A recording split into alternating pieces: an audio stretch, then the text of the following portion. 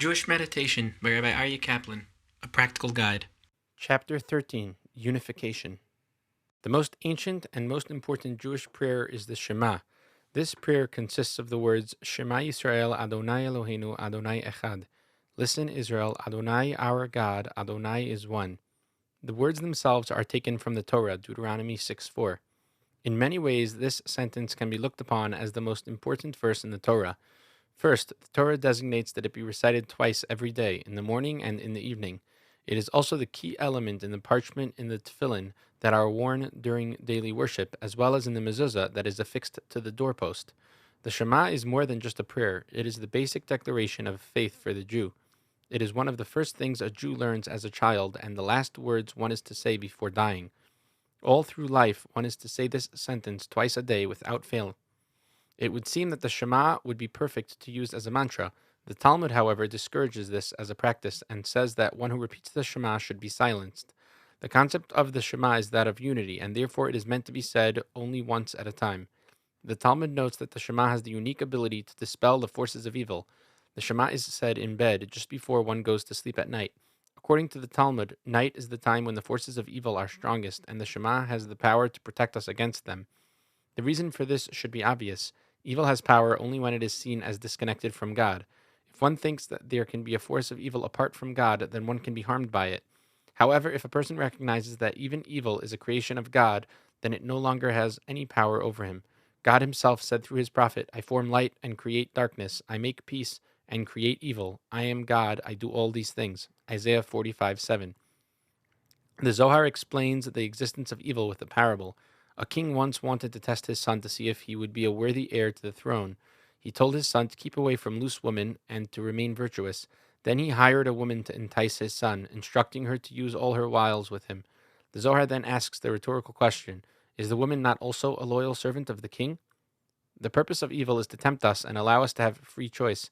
Without the existence of evil, we would have no other choice but to do good, and there would be no virtue in the good we do. But since God gave us free will and wants us to do good as a matter of our own free choice, evil plays a highly important role in his plan. In the parable, as soon as the prince realizes that the woman is in the hire of his father, she is no longer a threat. The same is true of evil. Indeed, the Baal Shem Tov goes further in using this Zoharic teaching. He says, do not succumb to evil, emulate it. He explains that if evil is a loyal servant of the king, then you should be equally loyal. If evil does God's will, you should strive to do it equally well. It is told that the great saint Rabbi Israel Meir HaKohen, 1838 through 1933, better known as the Chafetz Chaim, related that he once woke up on a cold winter morning to say his prayers. The evil urge said to him, how can you get up so early? You are already an old man, and it's so cold outside. The Chafetz Chaim replied to the evil urge, you are a lot older than me, and you're up already. This also illustrates the concept of emulating evil rather than succumbing to it.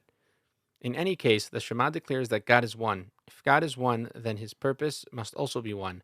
Since God's purpose in creation was to do good, then the only reason that evil exists is to enhance the world's ultimate good. If a person has a deep realization of this, then the forces of evil have no power over him. A paradigm of this attitude can be found in the great Rabbi Akiva, circa 50 through 135 CE. Rabbi Akiva's watchword always was, all that the merciful one does is for the good. Rabbi Akiva faced his greatest test during the Hadrianic persecutions of the Jews, around 135 CE. The Romans had decreed that no one could teach Torah under penalty of death, but Rabbi Akiva ignored them and carried on his vocation as Torah teacher. He was captured and sentenced to be killed by having his flesh torn away by curry combs, a most excruciating torture. Still, while he was being tortured to death in this manner, he told his students that he was happy, since he had been given the opportunity to suffer and die as an expression of his love for God. Death and torture held no terror for him, since he had a love that was more powerful than death. Significantly, Rabbi Akiva's last words were the Shema. Even in the midst of his most terrible suffering, he was able to see God's unity and oneness, and therefore he could see God even in his suffering. Rabbi Akiva had been a student of Nachum Ish Gamzu for 22 years. Nachum was called Gamzu because no matter what happened to him, he would say, this too, Gamzu, is for the good. Like his student, Nachum suffered terribly during his lifetime, but no matter what happened to him, he was able to see it as good. The Shema is an integral part of the morning Shacharit and evening Ma'ariv service. Together with a number of important prayers that surround it, it is said immediately before the Amidah. However, the Shema can also be said alone as an important meditation in its own right. From the wording itself, it is obvious that the Shema was meant to be a meditation.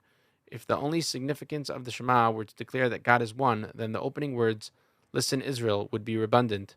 But the Shema itself is telling us to listen and hear the message with every fiber of our being. It is telling us to open our perceptions completely so as to experience God's unity.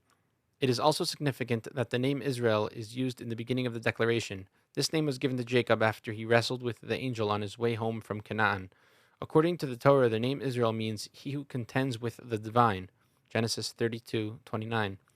In the Midrash and the Zohar, there is discussion about whether the angel with which Jacob wrestled was a good angel or an evil one.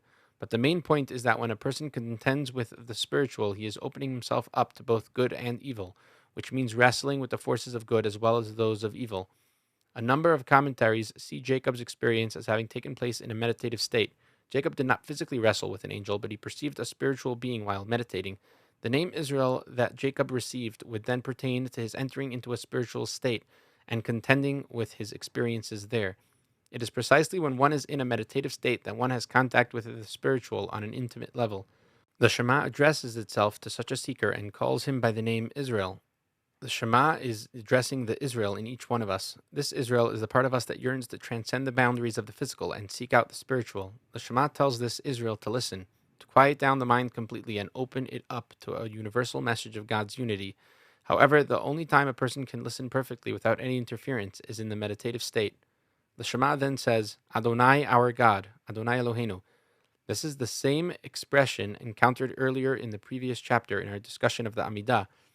As mentioned there, we recognize that God is a totally different entity who exists outside even the realms of space and time. When we say Adonai, we are speaking of that for which the mind does not even have a category. Yet, in the very next word, we call Adonai our God. We recognize that we can relate to God and experience his closeness to such an extent that we can call him ours. This is a very remarkable concept. We can think about the infinite and still call it ours. The fact that God allows us to call him our God is the greatest possible gift. The Shema ends with Adonai is one, Adonai Echad. Here we are saying that no matter how many different ways we experience the divine, they are all one and all have one source. We recognize that there is a basic oneness in the universe and beyond, and in our search for the transcendental, it is precisely this oneness that we are seeking. We see in God the most absolute unity imaginable, the oneness that unifies all creation. The more we realize this, the more we begin to see that on an ultimate level there is no plurality. If there is no plurality, then we are also one with God. When saying the word one, echad, in the Shema, one can realize this in a deep sense. An objection might be raised here. If a person is one with God, how can he continue to exist? If he is one with God, then there is no room left for him to have an independent personality. How is it possible for a person to ever experience this oneness with God?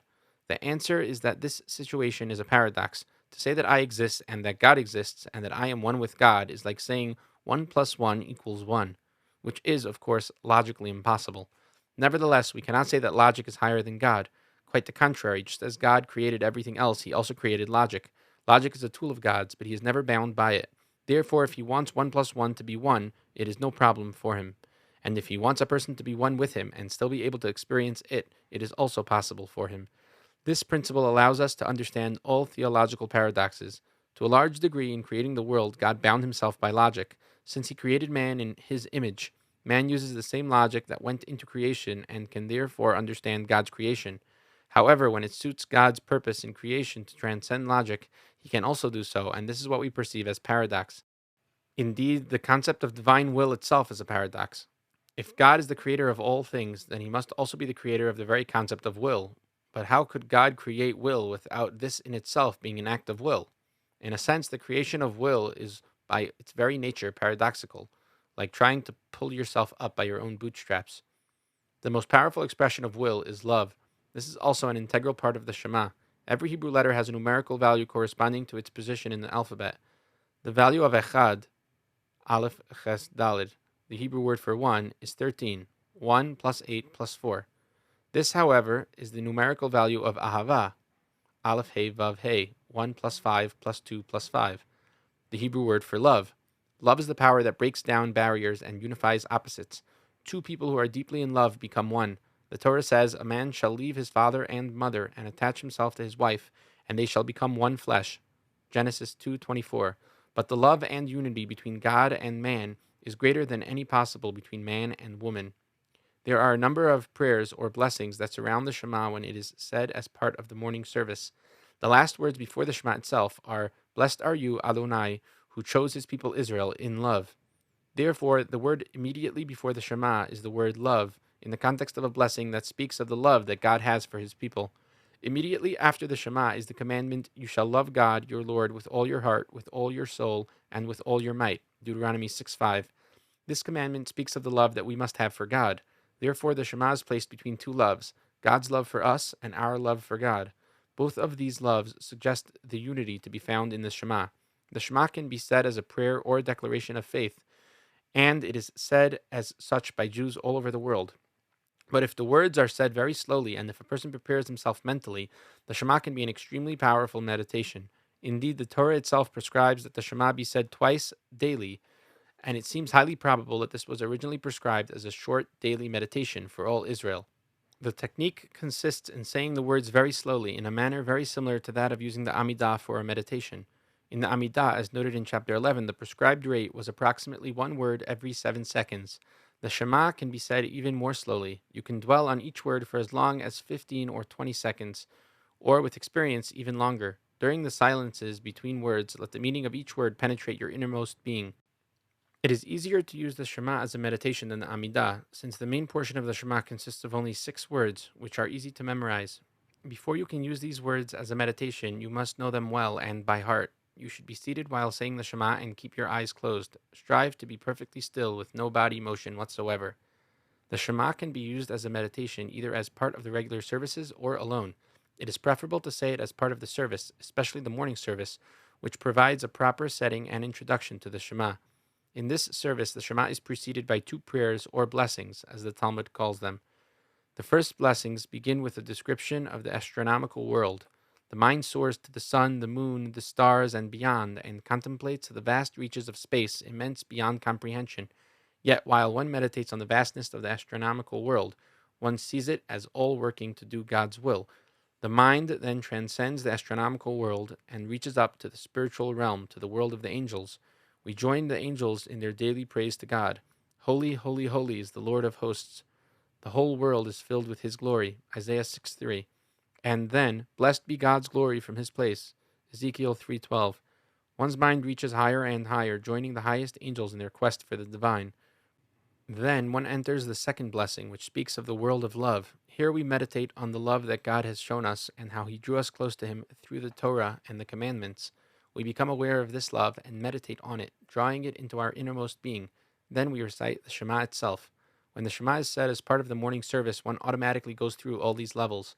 However, even if one says the Shema alone as a meditation, one can go through all these levels as part of one's personal preparation. In either case, the Shema becomes not only a meditation, but a peak experience of love and closeness to God. The words immediately following the Shema are usually translated in the imperative, "You shall love God your Lord," implying that this is a commandment. However, the words can equally well be translated as, "You will love God your Lord," as a simple statement.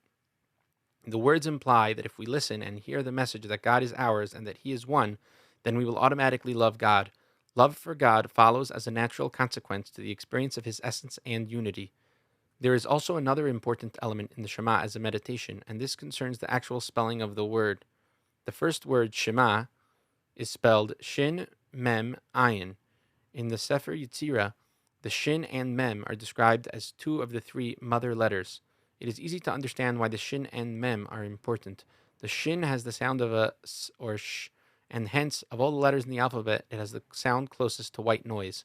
White noise is sound that contains every possible wavelength and is usually heard as a hissing sound. On an oscilloscope, the S sound would appear as a totally chaotic jumble with no structure whatsoever. The opposite of white noise is pure harmonic sound. This is a hum, like the sound of a tuning fork. On an oscilloscope, this would appear as a perfect wavy line, the epitome of order and regularity. This is the sound of the mem. The shin thus represents chaos, while the mem represents harmony. The Sefer Yetzirah says that the shin represents fire, while the mem represents water.